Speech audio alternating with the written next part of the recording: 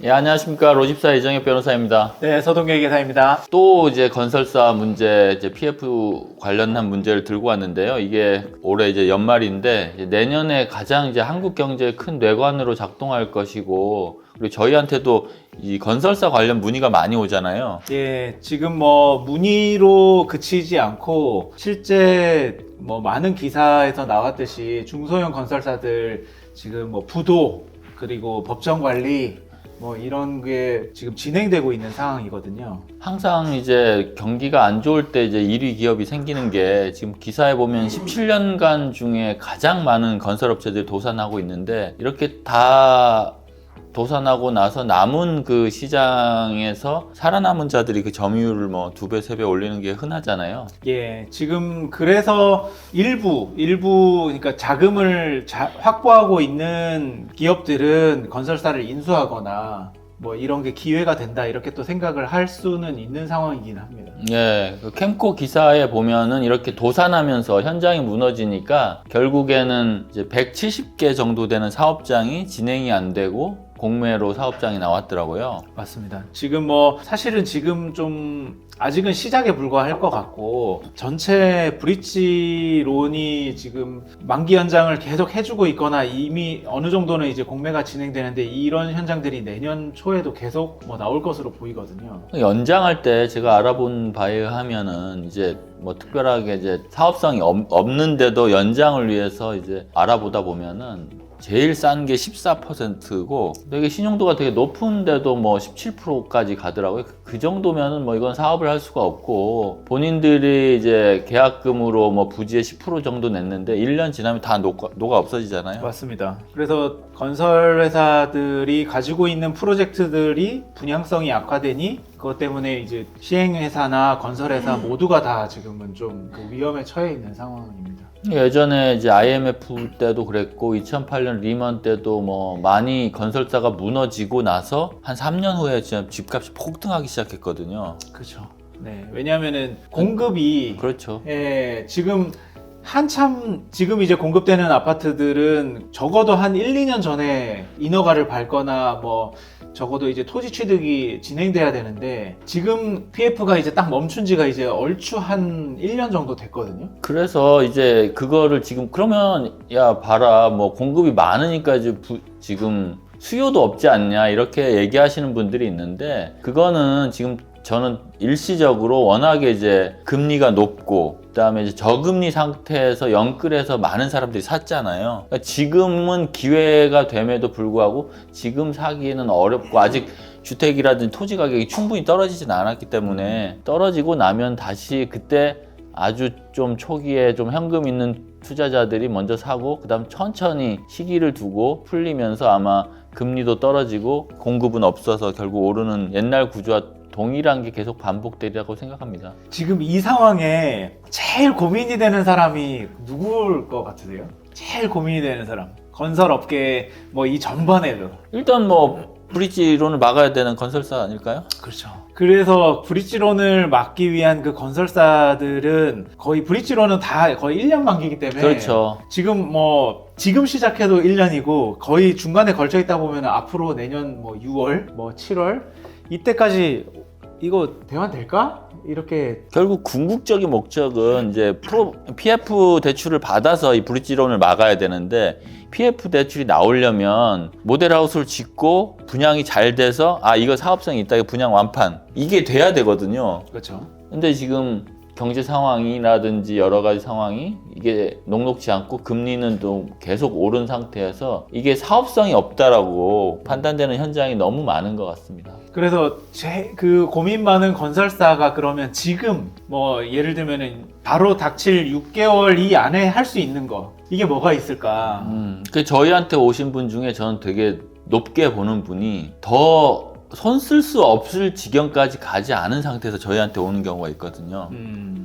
그러니까 지금 당장 뭐 부도날 상황이라든지 그건 아닌데 1년 후를 내다볼 수 없다 이러면 구조조정을 해야 할 수밖에 없는데 구조조정 방법이 우리나라의 노동법 이슈라든지 아니면 현장들 이슈가 너무 많기 때문에 정말 이대로 가면 자연스럽게 이제 파탄될 수밖에 없어서 그렇기 때문에 회생을 검토하겠다 이렇게 오신 분들이 있는데 이런 분들은 저는 어찌 보면 좀 뛰어난 경영자라고 생각을 합니다. 뭐 기사로도 좀 그 나오고 있긴 했던 그 회사인데 태영건설. 그렇죠. 태영건설도 지금 그러니까 내부적으로는 고민이 좀 많은 것 같더라고요. 예, 사실 워크아웃을 가려고 하고 그 다음에 그 회생을 안 들어온 이유는 저는 유일하게 딱 하나 있다고 생각합니다. 그냥 회생을 가면 사실 경영권 상실 위험이 정말 강력하거든요. 워크아웃은 어떻게든 본인의 경영권을 유지하는 차원에서 특히 큰 채권자들이 전부 금융권 채권자이기 때문에 다른 이제 하청업체라든지 중소형 건설사들은 어떻게 뭐 협상을 통해서 자기가 막을 수 있겠다 이렇게 생각해서 아마 워크아웃을 가려고 하는 것 같고요. 회생 절차는 이제 그런 어떤 대주주가 그 회사를 이제 회생 절차 내에서 충분히 핸들링하면서 본인의 경영권을 지키면서 구조조정하기가 어렵다라고 생각돼서 좀 그런 것 같습니다. 그 워크아웃을 지금 뭐 내년도 법 이제 개정하면서 들어가겠다라는 그런 준비도 하고 있는 것으로 보이는데 거기에 뭐 최근에는 또 개인 투자자 개미 슈퍼개미가 또 참여해가지고 좀 주가가 오른 이런 것도 있더라고요. 그렇다고 해결이 될까 이런 생각은 좀 들었는데. 아, 그런 거 많죠. 대유그룹도 뭐 그 상장 폐지 바로 전날 상한가를 치고 그래서 그런 건 오히려 마지막 불꽃일 수도 있다. 허위 그거겠죠. 뭐 이런 거 잘 되기로 되어 있다라는 식으로 해서 이제 근데 이제 가격이 오르니까 그게 맞다라고 이제 착각하고 갔다가 이제 뭐 소위 말하는 총알바지가 된 것 같은데 지금은 일단 건설사인데 그러니까 본인이 이제 전문가 회계랑 뭐 이런 세무 관련된 이제 금융권 전문가하고 검토해 봤을 때 지금 이대로는 1년 이상 버티기 어렵다라고 하면 어떻게든 이거 구조조정을 해야 되거든요. 안 그러면 뭐 모든 걸 날릴 수밖에 없고 생각처럼 이제 자금을 구하기가 어렵기 때문에 전문가에게 이제 회생과 관련돼서 어떻게 해야 되는지 그리고 경영권을 지킬 수 있는 방법은 또 어떻게 있는지 그거를 좀 고민해야 할 때가 아닌가 생각합니다. 그것도 또 준비하는데 기간이 좀 네, 많이 거죠? 걸리죠. 그리고 뭐 전전긍긍하는 데는 사실 금융권이죠. 두 번째 이제 어떡하지 고민하고 있는 데는 금융권. 그렇죠. 예, 그 금융권 중에도 이제 충분한 담보권을 가지고 있으면 이거 뭐 담보 실행하지 뭐라고 생각해서 할 수 있는데 그것도 사실은 이제 IMF나 리먼 때 사태를 보면 1순위 근저당권자도 손해를 봤거든요. 그렇죠. 그 밑으로 가격이 떨어져 버리니까 그렇죠. 순간적으로. 지금 뭐 대부분 그 브릿지나 이렇게 했던 회사들은 다 신탁 채권으로 아마 되어 있을 거고 예.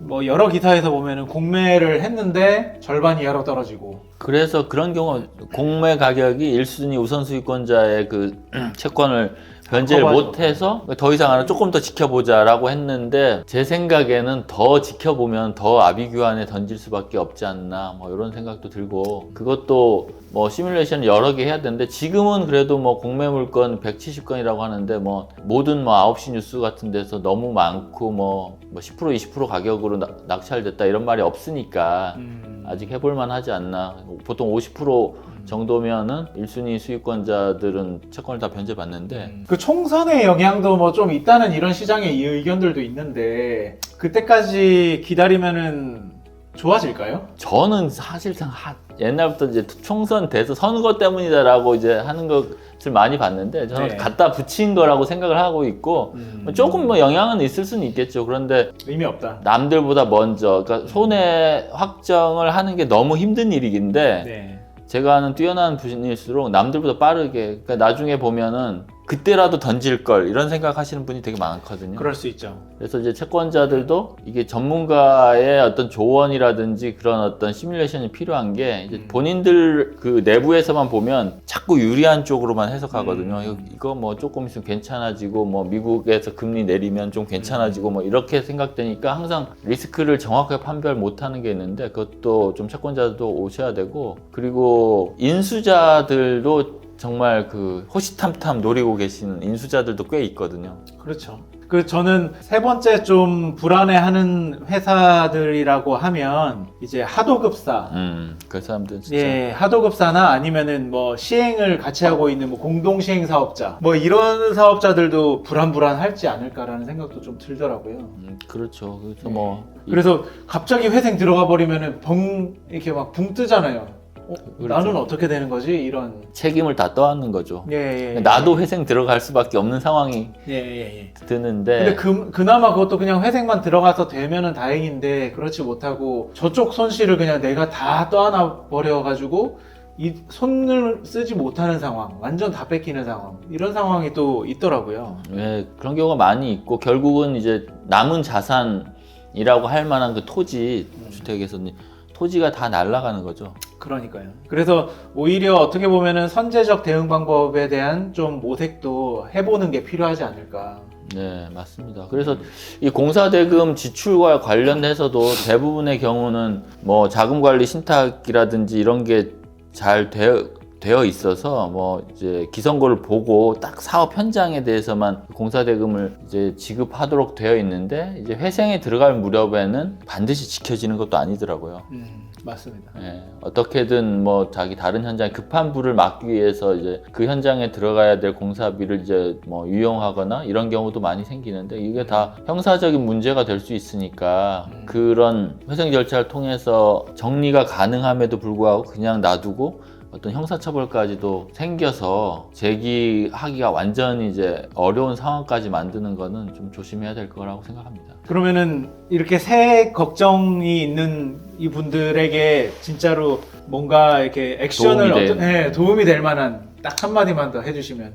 그러니까 이런 것들 좀 길게 와서 할 수밖에 없는데 그 내부적인 상황이라든지 현장에 대한 것들을 다 해야 되거든요. 그래서 보통 보면 이제 자기 자산 평가도 다 어렵기 때문에 사실 돈이 이제 공사비를 그때 제대로 못 받는 경우도 너무 많이 있고 그래서 그런 매출 채권도 보통 때 같으면 유동화 됐을 텐데 아무도 안 사고 그런 것들을 본인 스스로 다 하기가 더 어려우니까 그런 것들에 대해서는 좀 다양한 네트워크를 통해 좀 맡겨서 어떻게든지 좀 자금 순환을 좀 쉽게 하는 방법 뭐 이런 것들도 사실 유튜브에서는 다 말씀드리기 어렵고 개개인에 따라서 그 회사에 따라서 맞춤형으로 될 수밖에 없으니 그건 결국에는 오셔서 좀 사실 그 회사의 재무 상황을 좀 까줘야 되거든요. 네. 근데 그게 참 문제예요. 우리 회사 안 좋은데 이거를 경영자들이 진짜 끝에 몰리지 않으면 그냥 겉으로는 잘 나가는 척 그렇게 하는 게 문제인 것 같습니다. 그렇죠. 그리고 특히나 뭐 시행 같은 이런 사업 자체가 꿈을 바라보고 하는 사업이다 보니 뭐 지금 당장의 그 내 진짜 객관적인 내 상황을 그냥 이렇게 받아들이기는 어려우실 수도 있어요. 근데 그래도 플랜 B는 필요하다. 뭐 이런 마음으로라도 준비를 하시는 게 맞지 않을까. 인간은 참 신기한 것 같아요. 저는 이제 보면서 그 소위 말하는 좋은 동네 있잖아요. 가 보면은 뭐 막 100억 하는데 내부는 딴 데랑 똑같거든요. 지방의 아파트랑 똑같아요. 근데 그렇죠. 여기는 100억, 여기는 5억. 맞습니다. 그리고 이제 뭐 서울 시내에서도 마찬가지고 결국에는 우리가 생각하는 어떤 뭐 좋은 위치에 좋다라고 하는 그런 어떤 무형의 가치는 결국엔 시간이 지나면 지금은 되게 어려워서 다시 또 주택 가격이 오를 거라고는 생각 못 하잖아요, 사람들이. 근데 또 아마 그렇게 되지 않을까. 지금 그렇게 생각돼서 지금 뭐 어떤 타이밍에 좋은 건설사라든지 그런 어떤 무형의 가치라든지 좋은 현장을 이제 취득할 수 있는지 그거에 대해서는 좀 저희가 더 공부를 해봐야 되는데 제가 아는 좀 큰 시행사 보면은 이런 때 10% 20% 가격으로 그 공모의 현장을 샀다. 묵혀놓고 10년 후에 거기 우리가 시행한다. 이런 그쵸. 회사들이 많이 있더라고요. 그래서 위기는 곧 또 기회이고 그 기회를 또 잡기 위해서도 또 지금이 최적의 또 시간이 아닌가. 그러니까 지금 참 문제가 대출로 어떻게 그 자금을 인수자금을 마련하기가 어려운 상황, 어려운 시대예요 지금. 맞아요. 그러니까 자기 현금 있는 사람들만 하는데 이 사람들이 98년, 2008년 사실 다 경험을 겪으면서 부를 쌓아오신 분들이라 가지고 본능적으로 또 왔구나. 맞죠. 예, 그래서 아직 돈을 안 쏘고 있습니다. 지금 피크가 아니다라고 판단하고 있는데, 그러니까 그러려면 좀 어떤 전문가 상담을 받아보시는 게 너무 중요한데, 그냥 아까 말씀드린 내부 검토만으로는 이게 본인들의 어떤 본능적으로 유리한 쪽 정보만 계속 취합할 수밖에 없거든요. 그러니까 쓴소리를 듣기가 너무 어렵습니다. 그래서 구조조정할 때는 항상 외부 전문가가 들어가는 게 그런 이유이기도 하죠. 네, 그래서 오늘 뭐 이쪽 업계 고민 많으실 텐데 미리 준비한다는 차원에서라도 한번 플랜 B에 대한 그런 이제 논의를 해보시는 게 필요하다는 말씀 또 마지막으로 드려보겠습니다. 저희 유튜브 이제 밑에 그 고정 댓글에 저랑 소동기획에서 전화번호가 있으니까요. 네. 아까 말한 뭐 인수자라든지 아니면 지금 건설사 본인 채무자인 경우, 그리고 아니면 거기에 뭐 하청을 받고 있는 하청업체 중에 걱정이 된다, 이제 뉴스를 보면 걱정이 된다라고 하면 그러니까 전화 주시면 저희가 최대한 성심성의껏 상담해 드릴 테니까 뭐 주저하지 말고 전화 주시기 바랍니다. 네, 알겠습니다. 네, 감사합니다. 네, 감사합니다.